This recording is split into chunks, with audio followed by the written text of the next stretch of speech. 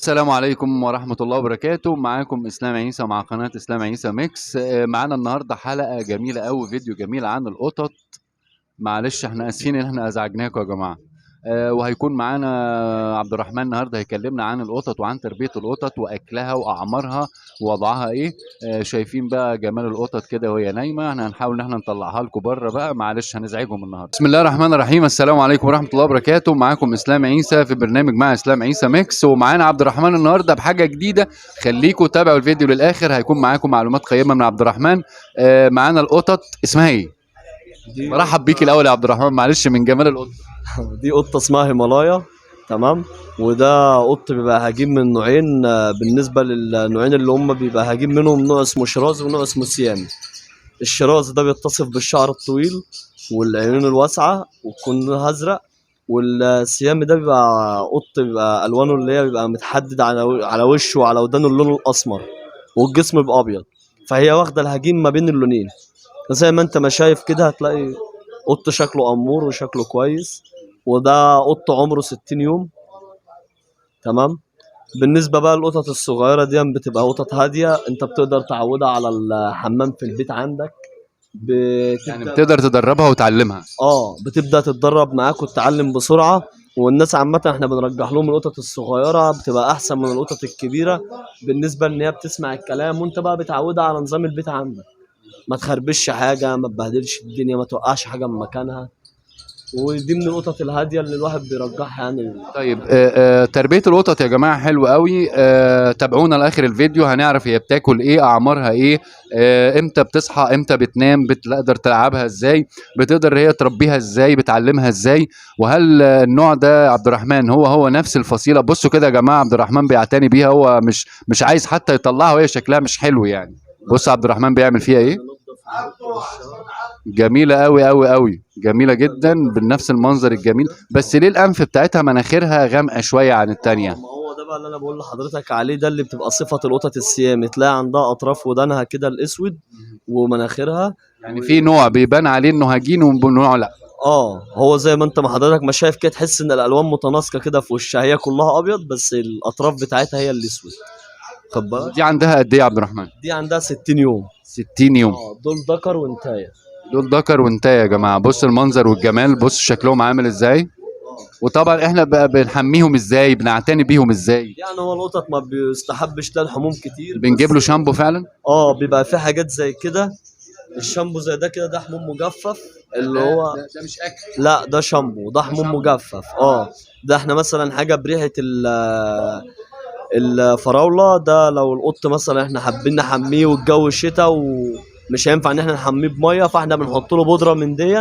البودره دي بتحفظه من الحشرات وبتخلي ريحته كويسه. يعني مش بنحميه صيف وشتاء، في الشتاء بنبدره بنحط له بودرة خوفا انه ممكن يجي له برد، يجي له حاجة. يتعب الكلام دوت. وبالنسبه للقطط انها ما بتحبش الميه كتير. تمام. وفي الصيف احنا ممكن نحميها مثلا مره كل 3 اسابيع. كل مرة كل ثلاث كل ثلاث اسابيع. اسابيع. وهي القطط من الانواع اللي هي بتبقى النظيفه، بتهتم بنفسها في نظافه، ما بتحبش توسخ نفسها. يعني عشان ما يبقاش فيها حشرات او حاجة او كده، يعني عشان الاطفال يعني. وبالنسبه بقى للحمام بتاعها، هي بتحب ان هي تعمل حمام في الرمله. والرمله دي احنا بنجيب لها انواع رمله كربون، بتبقى رمله بروايح بتمتص الريحه، زي الرمله اللي هنا كده. زي الرملة دي يا جماعة. يا ريت نبص كده مع بعض. خليكم معانا يا جماعة وتابعوا الفيديو للآخر، لأن احنا معانا معلومات قيمة أوي عن القطط النهاردة وتربيتها في البيت. وانواع الرمله اللي وأنواع رملة تانية موجودة، أكتر من نوع موجود في الأكياس الكبيرة دي. تمام. اللي حابب يربي قطط يتابع معانا الفيديو للآخر. طيب أنا شايف جنب البودرة يا عبد الرحمن في أكياس. إيه الأكياس دي؟ الاكياس دي بتبقى حاجه زي مكمل غذائي للقطط. ده بالنسبه لي مثلا ده مكمل غذائي بطعم السلمون. تمام. ده بيبقى القطط الصغيره. ده احنا ممكن مثلا بنجيب لهم كيس كده كل 3 4 اسابيع مره. بيبقى زي نظام مكمل غذائي ليهم، مش أساسي في أكله يعني. لا لا، محفز بس ليهم مش اكتر. وده بيبقى قطط صغيره وده القطط الكبيره. تمام. تمام. طيب إيه الأكل الأساسي بتاعهم يا عبد الرحمن؟ الاكل الاساسي هنا عندنا بيبقى حاجه زي الدراي. دراي. الدراي ليه ده. ريحة، ليه طعم؟ الدراي ده بيبقى اطعمه، بيبقى زي سمك، بتبقى زي لحمه، زي فراخ. ده بتبقى حاجه كويسه ليه. الدراي ده بيبقى زي نظام علف. وبنخلط عليه الكيس اللي انت قلت عليه دلوقتي المكمل غذائي. لا، مكمل غذاء ده بيبقى وجبه لوحديها. وجبه لوحده. وجبه لوحديها انما الدراي ده الوجبه الاساسي. ده بيبقى زي نظام علف مطحون معاه علاج، محطوط معاه علاج تساقط شعر، علاج للحشرات. وبتبقى حاجه كويسه ومش مكلف. يعني انت لو هتحسبه هتلاقيه ارخص معاك من ان انت تاكلها جبنه ولانشون والحاجات دي. ان كيلو الدراي يعني ده نص دراي ممكن اقل حاجه يقعد معاك 10 ايام. 10 ايام. طيب هي القطه دي الخليط الجميله. بص يا جماعه، القطه اصلا مش بتقف في حته، يعني دايما بتلاقيها عماله تتنطط كده من مكان لمكان. عمرها قد ايه يا عبد الرحمن؟ يعني بتقعد معايا وقت قد ايه؟ دي ممكن تقعد معاك 4 سنين 5 سنين. ودي اعمار القطه. فيما بعد بقى انت ممكن بقى لو انت بتهتم بيها تعيش معاك اكتر. طيب نظام التزاوج بتاعهم وبعد قد ايه؟ يعني هي سنها قد ايه دلوقتي وبعد قد ايه لما اخدها منك؟ معلومه قيمه جدا يا جماعه، خليكم معانا وتابعوا الفيديو للاخر عشان عبد الرحمن هيدينا معلومات قيمه. الناس اللي ما عندهاش قطط، اللي حابه انها تربي قطط، قلقانه خايفه، لا الموضوع بسيط وجميل. عبد الرحمن هيقول لنا القطه دي سنها قد ايه وبعد قد ايه تبدا انها تتزاوج وتجيب قطط صغير. دي 60 يوم. بالنسبة عندنا احنا النتاية لو احنا عايزين تتزوج وكده بتبدأ معاك التزوج من أول 8 شهور. والذكر بيبقى من أول سنة وشهرين. النتايه بتبلغ قبل الذكر. بتبلغ قبل الذكر، يعني على 8 شهور تبدا ان هي تتزوج. والذكر الذكر بيبقى شهر وسنة وشهرين. سنة وشهرين الذكر. تمام قوي. ويبدأ يجيبوا لنا بقى حاجات جميلة زي دي كده. عرفنا النظام الغذائي، عرفنا هي بتاكل ايه. طب بعد ما قلنا كل فترة بنجيب مشط ونسرح لها مثلا، بنعتني بيها ازاي؟ عينيها بنعمل ازاي؟ في ليها اكسسوارات اللي هي حاجات زي هنا كده دي. اتفضلوا معانا يا جماعة نشوف الاكسسوارز بتاعتها، الاكسسوارات بتاعتها. تمام. زي كده دي بتبقى ليها. الفرش الحمراء دي. وفي العاب زي كده دي بتبقى للقطط. دي ألعاب ليها. بتبقى زي كده زي ما انت ما شايف حضرتك. بتبقى العاب سيليكون لو القطه عض فيها ولا حاجه ما بتتقطعش. مش بتكسر سنانها، ما لا. بتتقطعش. لا، سيليكون وتبقى طريه معاها وكويسه. تمام. وايه اللي فوق ده بقى؟ دي الفرش. جنب الفرش ايه؟ وقصافات. الصفات. طب ليه القصافه دي بنستخدمها في ايه؟ القصافه دي عشان لما ضوافرها بتطول احنا برضو بنقصها لها كل فتره.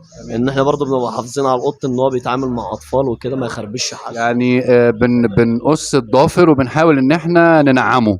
وبتبقى في اطواق زي كده بقى حاجات تكميليه، اكسسوارز بتاعتها نحطها في رقبتها. الرقبه بتبقى في زي كده. يديها شكل جمالي شويه. وفي حاجات بتبقى برضو زي كده. في حاجات تانية في الاكسسوار برضو يا جماعه، لو نحب نحطها في رقبتها او حاجه يبقى شكلها جميل قوي قوي. تمام. ومعانا هنا برضو ده زي نظام مكافآت ليها. ده لو هي احنا بندربها، ده نظام التدريب بقى بتاعها، بنحاول ان احنا ندربها نعمل ايه؟ بنطلع لها مكافأة زي دي. ده بيبقى زي نظام عود تحفيزي كده ليها. بنقطع لها حتة ونديها لها. ده عبارة عن زي مكمل غذائي او اكل ليها برضو. بتبقى حاجة كويسة للقطط. وفي منه بقى أطعمة كتير. تمام، بأطعمة مختلفة يعني. تمام. طيب بتنصح ايه؟ انا راجل عندي بنتي او عندي ابن الصغير وطالب مني قطة، ترشح لي نوع ايه؟ سن قد ايه؟ اكلها ازاي؟ اشربها ازاي؟ تنام ازاي؟ طيب هو احنا عندنا مثلا بالنسبة لأنواع القطط بتبقى في رومي. وبيبقى في رومي وفي شرازي وفي سيامي. تمام. عندنا بقى في رومي وشرازي وسيامي. وسيامي. بالنسبة للرومي والشرازي دول بيبقى شعرهم كثيف زي كده. تمام. بالنسبة للسيامي بيبقى في ناس عايزة قطط بتبقى شعرها خفيف شوية. تمام. فده بيبقى في السيامي بتبقى قطط شعرها خفيف كده زي القطط البلدي. تمام. ما بتلمش تراب برضو بتبقى كويسة بس يبقى ليها هوينها برضو. تمام. فاحنا برضو بالنسبة للأطفال احنا بننقل لهم القطة على حسب الشكل اللي يعجبهم. تمام. احنا بنرجح للناس للأطفال بالنسبة للقطط هم بينقوا على حسب الشكل اللي بيرتاحوا له.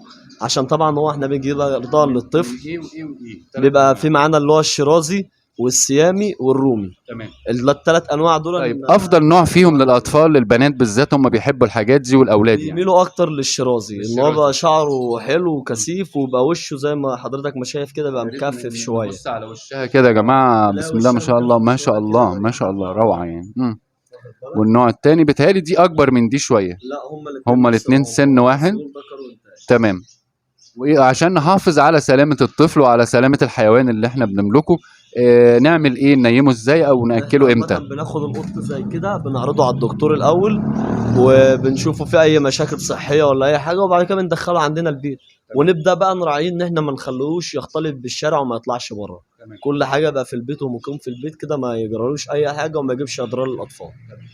احنا بنشكر عبد الرحمن للمعلومات القيمة اللي اداها لنا النهاردة. كان فيديو جميل بيتكلم عن تربية القطط. شيء أليف، شيء جميل جدا. رائع ان احنا نبقى اولادنا معاهم حيوانات يعتنوا بيها. على الاقل هيبقى عندهم يقدر يعتني بشيء اخر، يقدر يعتمد على نفسه ويبقى جريء وايه ما تاني؟ يخافش برضه. وما يخافش. تمام. نشكر عبد الرحمن على المعلومات الجميلة. وقت سعيد، ونشوفكم ان شاء الله في فيديو جديد. شكرا يا عبد الرحمن. شكرا يا استاذ اسلام.